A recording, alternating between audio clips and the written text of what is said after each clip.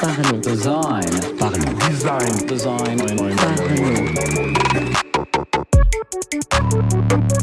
Salut, c'est Romain, bienvenue dans un nouvel épisode du podcast Parlons Design dans lequel je vais te parler de Adobe XD. On va faire un petit état des lieux, on est aujourd'hui en juillet 2019.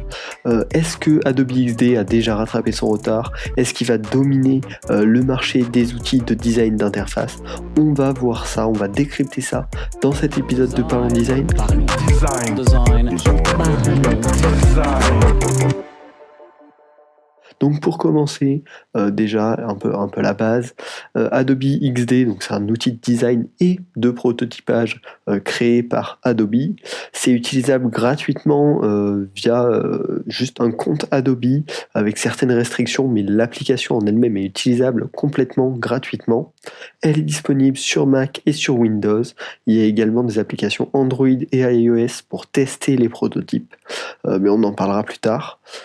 C'est une application qui a commencé en bêta en 2015 si je ne me trompe pas, qui est sortie réellement en 2017, donc c'est tout jeune, ça a à peine 2 ans. Et un truc un petit peu important, assez important d'ailleurs dans la conception d'Adobe XD, c'est qu'il y a toute une plateforme où la communauté peut demander des features, peut les upvoter, et donc ça va être pris en compte par les équipes de développement pour apporter les features les plus demandées. Donc on va commencer par qu'est-ce qui fait que j'utilise moi Adobe XD au quotidien avec un petit top 7 des fonctionnalités en partant de la plus basique à la plus intéressante selon moi. Donc la première, c'est que tous les outils de base dont on a besoin pour faire du design d'interface sont présents. C'était pas tout à fait ça au début, mais là depuis quelques mois, les dernières mises à jour, voilà, c'était vraiment leur objectif, terminer d'apporter tous les outils de base nécessaires. Désormais ils sont tous là, donc ça me convient. Le deuxième point intéressant, c'est le redimensionnement réactif qui est arrivé pareil il y a quelques mois. En fait, ça va permettre, vous avez créé un plan de travail par exemple en version desktop, vous allez le copier et vous montrer en version mobile. Quand vous allez resizer votre plan de travail, tous les éléments vont se mettre intelligemment, vont s'adapter intelligemment en termes de taille, et donc ça va vous aider à accélérer la déclinaison, on va dire, de votre interface sur plusieurs types d'écrans.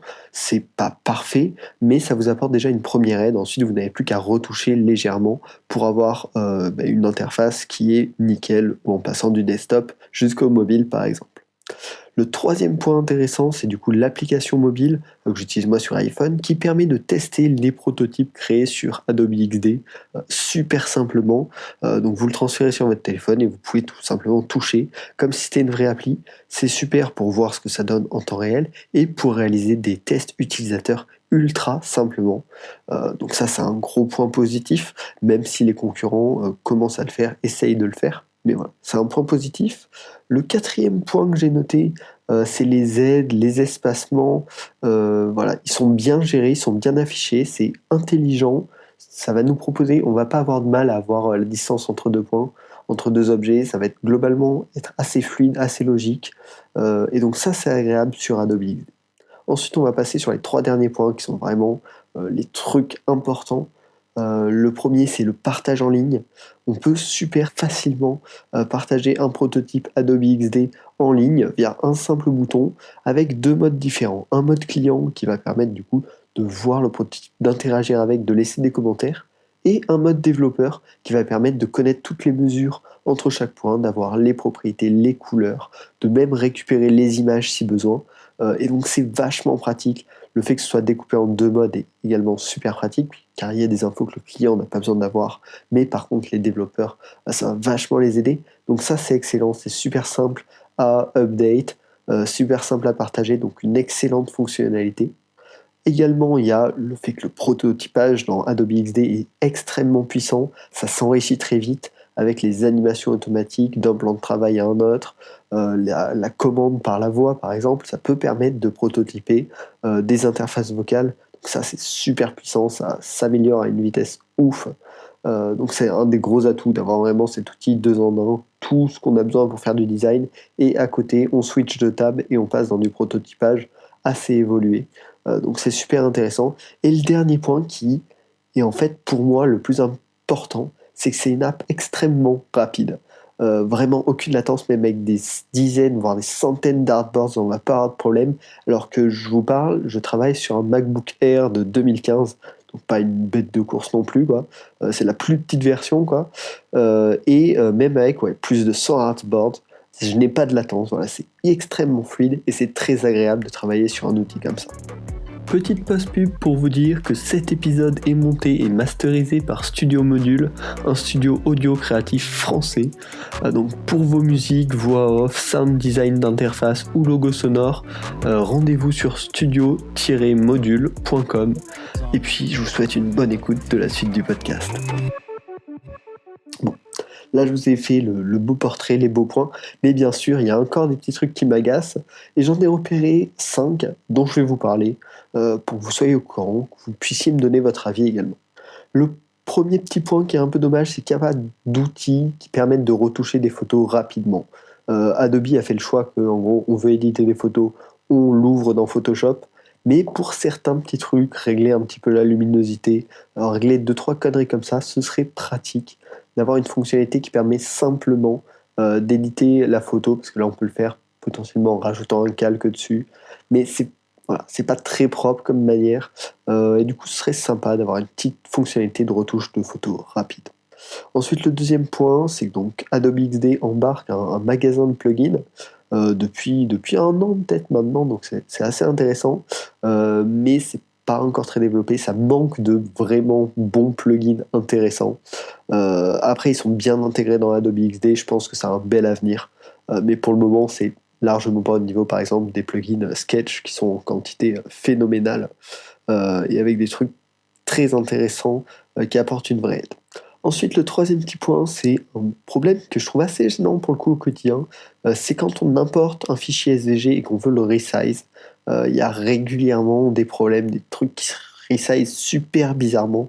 Et donc, c'est vraiment dommage. C'est un petit peu blasant des fois. Et donc ça, ce serait bien que ce soit amélioré dans les prochaines versions, mais j'imagine que ce sera fait un jour. Ensuite, le quatrième point, très gênant pour le coup, lui, c'est que par moment, surtout avec certaines couleurs un peu flashy, on va avoir une énorme une différence, on va dire, notable de couleurs entre ce qu'on voit dans Adobe XD et ce qu'on voit une fois que l'image est exportée. Notamment des couleurs plus saturées.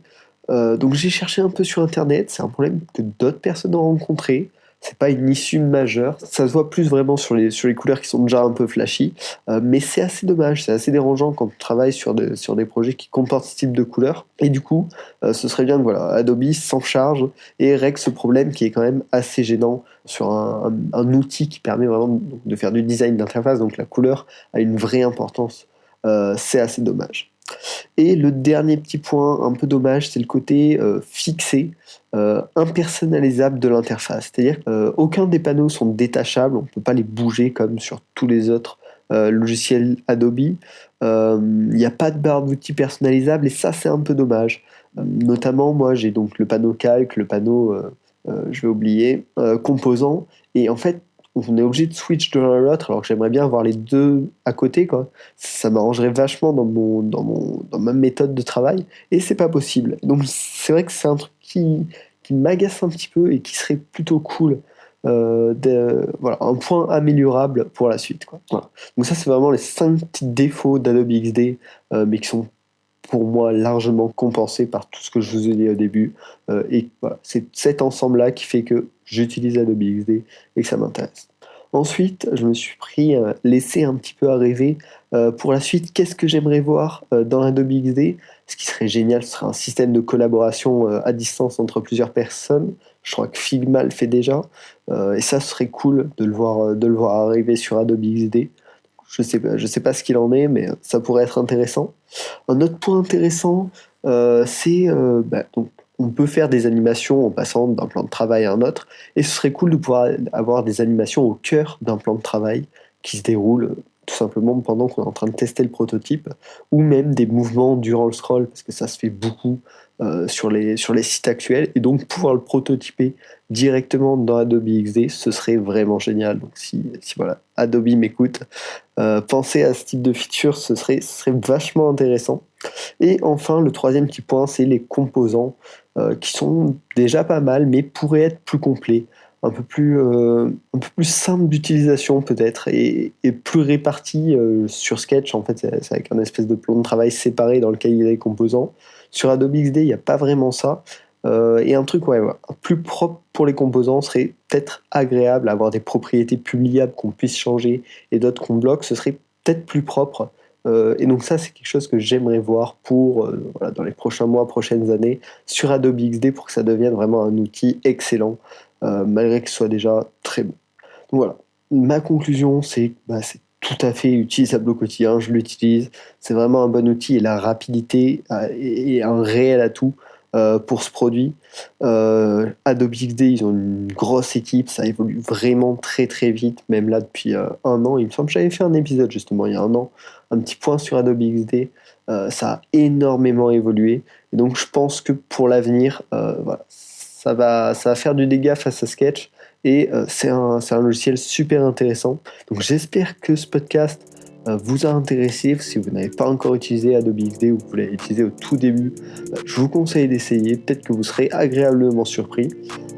Et puis je suis prêt, ça m'intéresse aussi d'entendre un petit peu quel logiciel vous utilisez, pour quelles raisons, quels sont leurs gros points forts, pour que je puisse pourquoi pas en parler dans un prochain épisode du podcast. Mais c'est vrai que j'ai été un des early adopters de Adobe XD. Je pense que j'ai testé les 3 premiers mois de la première bêta, quoi. Et finalement je m'y suis pas mal habitué, ça me plaît. Voilà, donc je voulais vous partager ça avec vous aujourd'hui.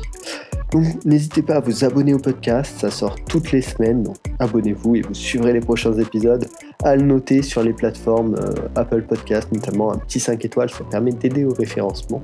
Et puis on se retrouve la semaine prochaine pour un nouvel épisode du podcast Parlons Design. Design. Parlons design. Design. Design.